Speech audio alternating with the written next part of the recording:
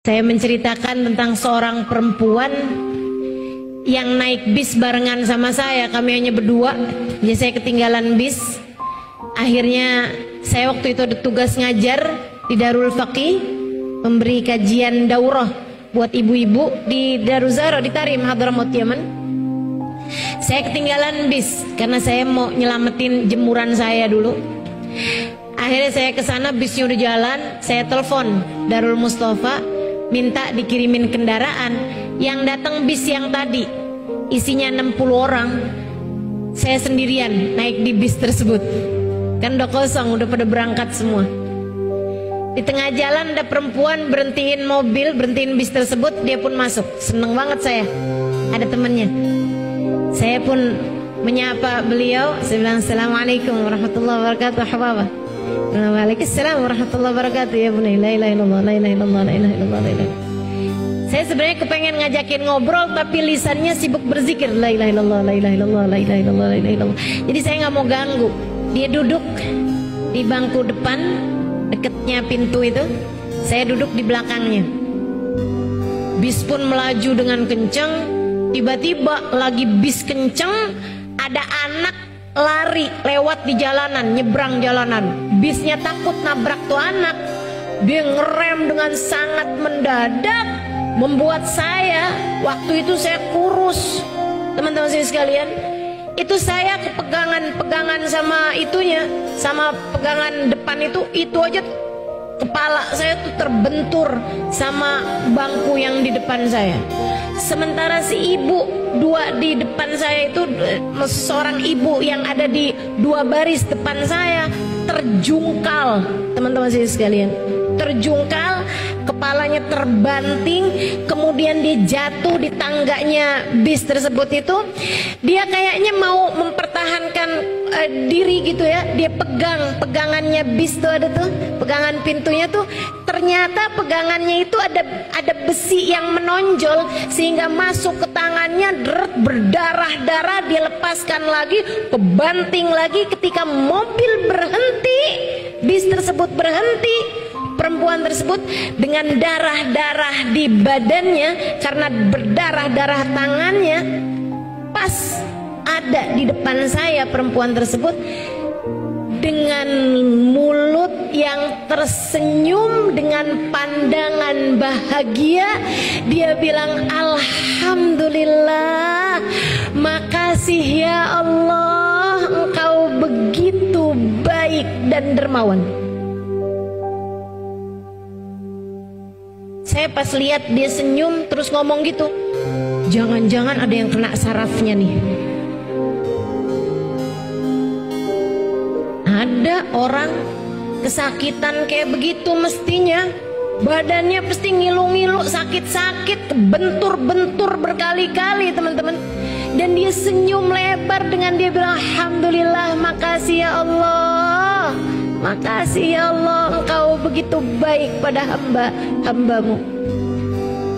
Saya tanya dia, kif halak Hubabah, bagaimana kabarmu Hubabah? Dan dia bilang, alhamdulillah, alhamdulillah, alhamdulillah, Rabbuna Karim, Allah Tuhan kita baik banget ya nak ya. Saya heran, dia nggak bilang, ya udah sabar ya nak, nggak apa-apa kok, misalnya gitu. Enggak, dia bilang, alhamdulillah, Rabbuna Karim, Tuhan kita baik banget ya nak ya.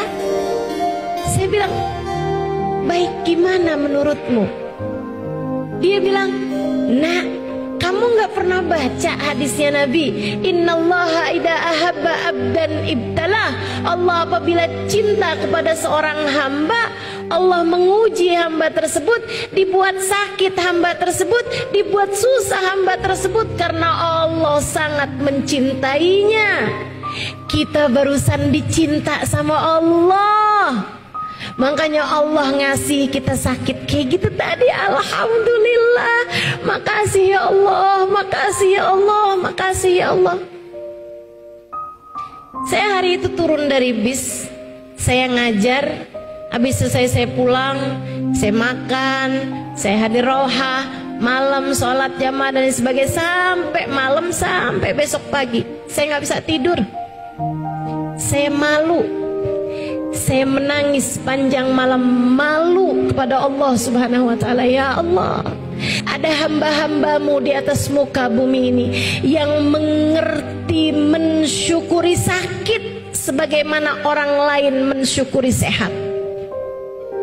Ada hamba-hambamu di atas muka bumi ini yang ketika diberi ujian berupa kesulitan, mereka menikmatinya selayak orang lain menikmati kemudahan.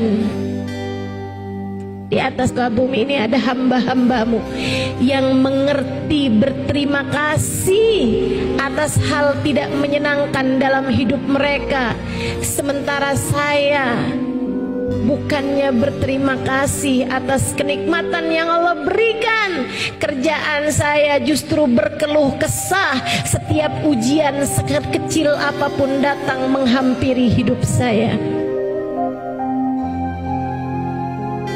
Saya tuliskan kisah itu di buku Bidadari Bumi Pertama. Dia bilang ketika saya sampai di cerita itu, Ustazah, air mata saya tak berhenti mengalir.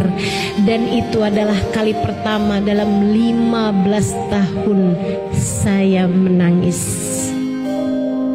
Sebelum-sebelumnya saya rasa air mata saya kering, hati saya begitu hampa. Saya selalu menyalahkan Allah Subhanahu wa ta'ala atas ujian 15 tahun lalu yang datang dalam kehidupan saya. Saya tak berhenti-henti menghujat Allah atas kisah 15 tahun yang lalu itu.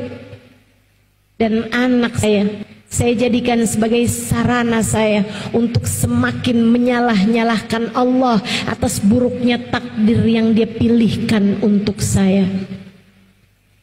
Saya menangis jadi-jadinya.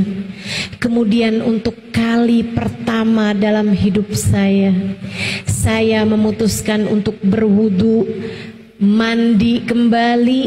Kemudian saya melakukan satu hal yang tak pernah saya sangka akan saya kerjakan